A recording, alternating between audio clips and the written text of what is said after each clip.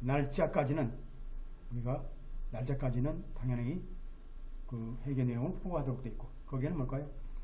그동안에 11개 다른 자비 프로그램으로부터 받은 그 자금에 대한 모든 회계 내용을 포함해서, 그러니까 모든 내용들을 이제 딱 주고 판결 전까지 일단 정확한 숫자가 나와야지 판결하든지 말든지 할 거 아니에요.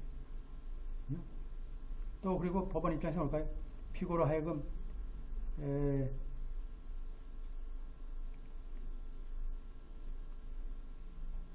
완전한 저 회계죠. 완전한 회계 보고. 그리고 또 상업적인 펀레이징 자체도 등록을 의무화하고 또 사실상 본드를 걸어놨어요. 하지 않게 되면 얘들 이 돈은, 그죠? 이 본드를 거는 거죠. 이 돈은 얘들 날린다는 약속으로, 그죠? 약속으로 본드를 거는 거죠.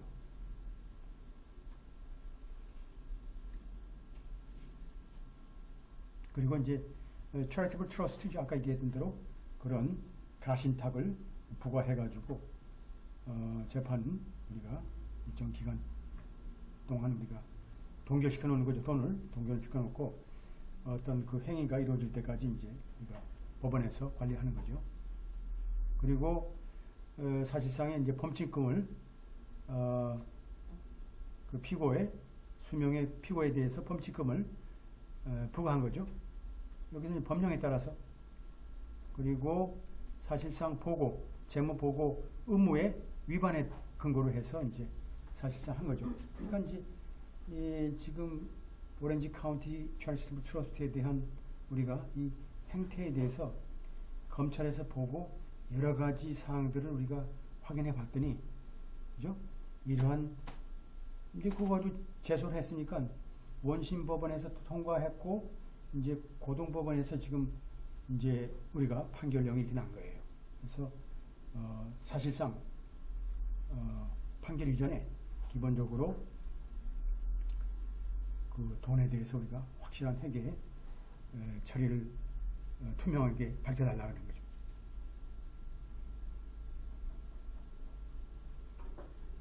그래서 사실은 이러한 모든 자선과 관련된 또 모금운동과 관련된 행위에 대해서는 뭐 당연하게 검찰에 폭넓은 그런 규정이 적용되겠죠.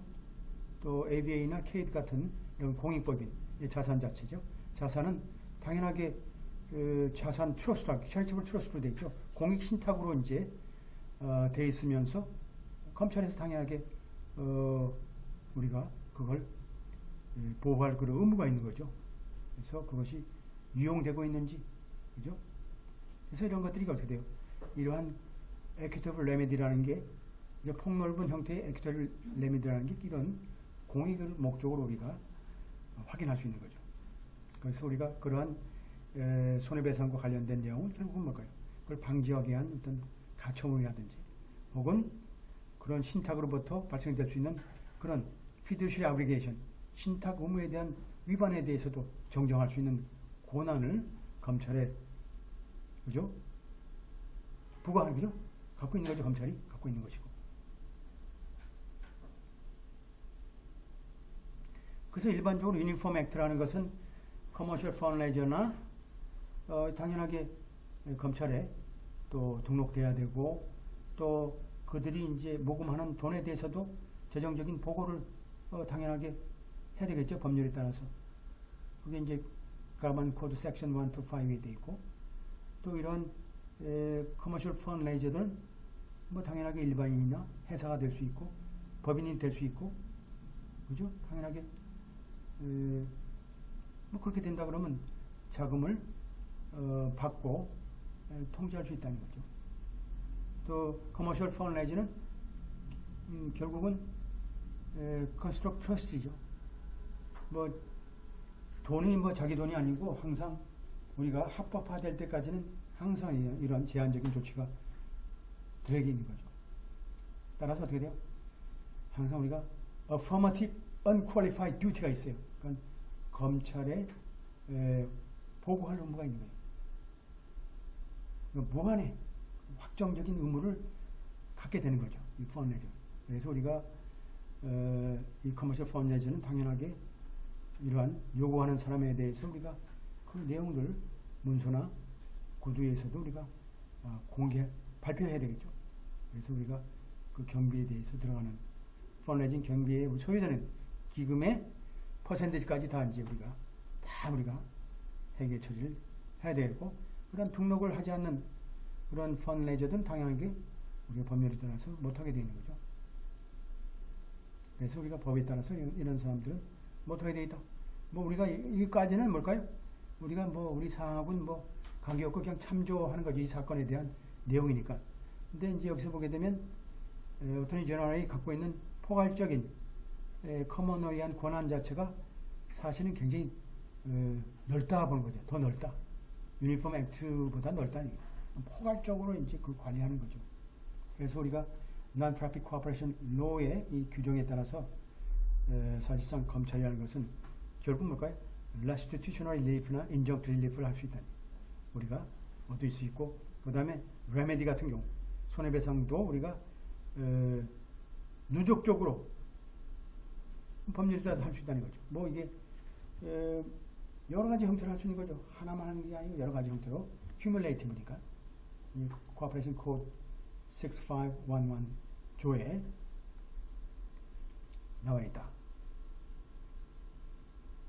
그래서 이런 내용은 이제 여긴 돼 있고, 그 정도로 이제 보게 되면 우리가 여기 이 판례에서 볼 수 있는 내용들은 뭘까요? 다른 것보다도 이제 사실상 법률 위반에 대해서 어떤 일련의 조치가 돼 있는지, 그건 앞에 법령에도 나와 있지만 이런 8페이지의 판결문의 내용을 보게 되면 일련의 소위 오렌지 카운티 charitable trust에 대한 그 법률 위반에 대해서 어떠한 조치들이 내렸는지를 여기 보게 되면 그 나오죠. 우리도 그대로 따라하면 돼. 그대로 따라하고 법률에 따라 그대로 되어 있으니까 법률에 따라서 하면 된다. 그 다음에 두 번째, 어토니 제너럴이 시드니 메모리얼 호스피탈가 이제 제기한 이건 뭘까요? 이 대법원 케이스예요. 대법원 굉장히 중요한 케이스죠. 이건 뭘까요? 이 케이스는 그 법인, 공익신탁법인에 대한 해산을 할 것인가 말 것인가, 거기에 대한 고민을 담은 판결이죠. 언제 우리가 해야 되냐? 자, 우리가 사실상 해산을 법적으로 하지 않는다 그러면 어떻게 될까요? 자, 소위 원심법원의 감독하에 매일매일 운영사항을 감시하는 감시자를 임명하다. 감시자를 임명하다. 모니터를 임명하는 거예요. 그래서 그 회사의 회계가 제대로 잡혔는지 보고를 하고 계속 법원하고, 그러니까 뭘까요? 법원 입장에서 볼 땐 그러한 관리가 더 이상 필요 없을 때까지, 그러니까 계속 한 사람이 가서, 물론 봉급은 받겠지. 그래서 계속 제3자 입장에서 회계가 투명할 때까지 이렇게 관리를 하고 감독하고 하는. 자, 여기서 볼 땐 원심법원 입장에서 볼 땐 뭘까요? 자, 원심법원 입장에서 뭘까요? 이 CD라는 그 메모리얼 호스피탈 같은 경우는 해산을 명령했어요. 자, 그래서 결국은 파산을 절차를 밟아라 하는 거예요. 그러니까 CD리 입장에서 뭘까요? 피고 입장에서는 항소하죠. 항소한 케이스죠. 일단 여기서 이제 판결이 뒤집혀지고 다시 이제 원심법원으로 뭘까요? 자, 그런 것보다는 이 전후 사항을 판단해 보니까 이 관리인을 한 사람 선임하는 게 낫겠다. 그래서 회사를 정상화시켜야지. 해산 공동 분해해 뿌리면 뭐냐 말이지. 이게 안 된다. 그 원심법원은 뭘까요? 판사가 휘발유예요. 휘발유. 불일법은 못 참으니까 날려버려. 날려버려. 판사가 그런 사람 되면 안 되죠. 차분하고 냉철한 사람이. 고등법원 갈수록 그런 사람들이 훈련돼 있어서 잘 돼 있죠. 대법원도 마찬가지고. 그러니까 이제 결국은 이제 검찰에서 이제 소를 제기했고, 여러 가지 CD리가 갖고 있는 여기 이사회에서 이제 공모해가지고 부정행위가 있는 거죠. 그래서 엔리치니까 그죠? 엔리치 댐셀 그러면 부정행위, 한마디로 부당행위를 통해서 금품을 수수하는 그런 내용들이겠죠. 그래서 특히 자신의 병원과 거래하는 어떤 특수한 기관을 우리가 페이버를 줘가지고 연관을 맺고 우리가 조금 돈을 빼돌리는 킥백 스타일이죠. 그래서 여기서 뭘까요? 그런 행위 자체가 기본적으로 시들리 펀드라는 소위 공익법인의 그 운영에 그러한 규유무라든지 그 로얄티 자체의 피드리시 듀티죠. 신탁 의무를 위반했다는 거죠. 신탁 의무는 뭘까요? 우리나라 말로 하면 배임행위랑 똑같아. 제3자를 이롭게 하는 게. 결국은 제3자를 이롭게 한다는 뜻은 뭐예요? 제3자가 나한테 돈을 다 줄 거 아니에요? 배임행위죠. 회사를 빙자해서 제3자한테 어떤 이득을 주는 행위가 배임행위죠. 이게 결국 배임행위는 우리가 서양식으로 얘기하면 fiduciary duty죠. 소위 breach of fiduciary duty. 위반. 신탁의무 위반이다. 그래서 이제 원심법원의 이제 내용들 쭉 이제 나와 있어요. 1980년도에 이제 corporate bylaw 이제 회사 규정을 바뀌었나요? 개정을 했고 운영이 좀 복잡해지고 양이 많다 보니까 특히 이제 새 빌딩을 건설함에 있어서 이런 새로운 규정에 따라서 이사회 자체가 이제 25명, 35명으로 이제 구성되어 있고 1년에 2번 정도 만나고 이사회 회의마다 맞죠? 이런 입적기 커미티가 이제 보드를 대표하고 사실상 이제 이런 자금을 개설하고 그죠? 계정을 이제 은행의 계정을 개설해서 사실 시들리의 그 예산을 우리가 승인하고 또 필요하다 그러면 이제 모기지도 리뉴하고 또 계약도 맺고 이런 것들이 이제 액적 커미티라는 데서 이제 이사회를 대표해서 하는 건데 또 이제 파이낸스 커미티라는 게 또 만들어져 가지고 또 보고를 하겠죠.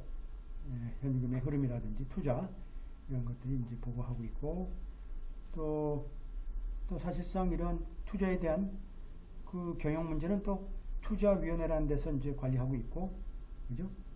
뭐 결국은 투자위원회는 또 재무위원회하고 또 긴밀하게 연결돼 있고 하여튼 복잡하게 돼 있어요. 그 조직들은 1988년도 우리나라 올림픽 때네요. 시들리 그 경영이 어떻게 됐어요?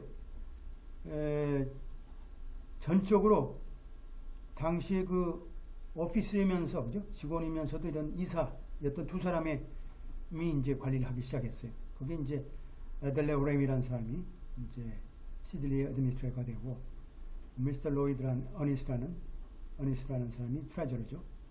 하나는 행정 담당, 하나는 재무 담당.